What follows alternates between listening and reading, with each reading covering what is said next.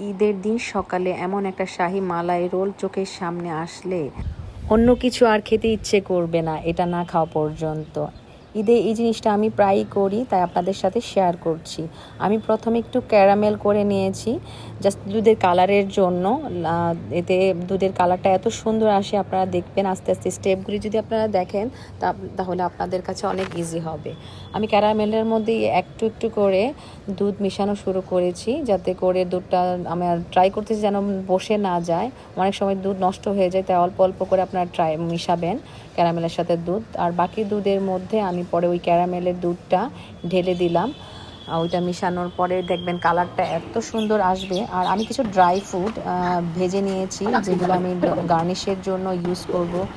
আর 2 চামচ custard powder আমি দুধের সাথে মিশিয়ে রেখে দিয়েছি। কিছু জিনিস আমি অল্প অল্প করে মিশিয়ে রেডি করে রেখেছি, যেগুলি নাকি আমি যখন নাকি রোলটা তৈরি করব তখন কাজে লাগবে। এই যে আমার কাস্টার্ড বাদাম, আর এটা হলো সিরাম, সুগার সিরামটা আমি রেডি করেছি।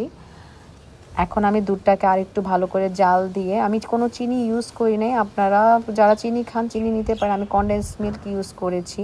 তারপরে একটু ফ্রাই প্যানে আমি একটু ঘি দিয়ে আমার কিছু ড্রাই ফ্রুট দেওয়ার দরকার ছিল, যেমন কিশমিশ, বাদাম, এগুলো আমি হালকা একটু ভেজে নিয়েছি। ভিতরে যে পুরটা হবে, আমার রোলের ভিতরে যে পুরটা হবে, এটা আপনারা আপনাদের ইচ্ছে মতো দিতে পারেন। আমি এখানে বাদাম আর কিশমিশ ইউজ করেছি, আপনারা নারকেল ইউজ করতে পারেন। তারপরে দুধ দিয়ে দিলাম, দুধ দিয়ে আস্তে আস্তে নাড়তেছিলাম যাতে করে এটা আস্তে আস্তে ঘনত্বে চলে আসে। তারপর একটু ঘনত্বের জন্য আমি এটার মধ্যে একটু গুঁড়ো দুধ ইউজ করেছি। এটা আপনারা চাইলে স্কিপ করতে পারেন, এতে ফ্লেভারটা ভালো আসে। আর একটু যখন হয়ে যাবে তখন আমি যেই 2 চামচ কাস্টার্ড মিল্ক করে রেখেছিলাম ওইটা আমি দিয়ে দিয়েছি, ঘনটা খুব তাড়াতাড়ি হয়ে যাওয়ার জন্য। এটা এটা অনেকে দেয় না, আমি এটা ইউজ করেছি কারণ আমি চাচ্ছিলাম খুব ইজিলি আমার পুরটা তৈরি হোক। আপনারা এখানে নারিকেল ইউজ করতে পারেন, বিস্কিট, অনেকে বিস্কিট ইউজ করে। আমি এখানে জাস্ট ড্রাই ফ্রুট আর কাস্টার্ড ইউজ করেছি। দেখেন খুব সুন্দর তাড়াতাড়ি ভাবে, খুব তাড়াতাড়ি আমার এটা খুবই হয়ে গেছে। আমি এটাকে এখন ঠান্ডা করার জন্য একটু ভালো আর একটু শক্ত করার জন্য একটু ভালো করে জাল দিয়ে নিলাম। তারপর আমার এটা হয়ে গেছে। তারপর আমি রুটির পর্যায়ে চলে গেছি। রুটিটা আমি অল টাইমের ব্রেডই নিয়েছি।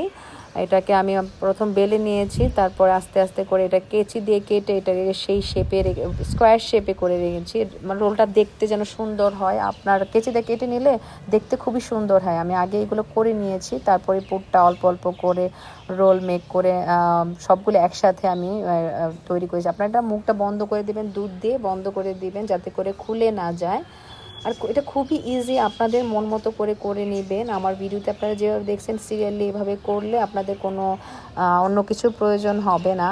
আমি সবগুলি মেক করার পরে আস্তে আস্তে এগুলো একটু ভেজে নিয়েছি যাতে করে এটা খুলে না যায়। হালকা ভেজে নিলে এটা ফ্রিজে রাখার পর বেশ কয়েকদিন থাকে। তারপর সুগার সিরামটার মধ্যে আমি ওই রোলগুলা ভেজে নেওয়ার পরে ডুবিয়ে নিয়েছি, টেস্টটা একদম মনে হবে আপনি মিষ্টি খাচ্ছেন।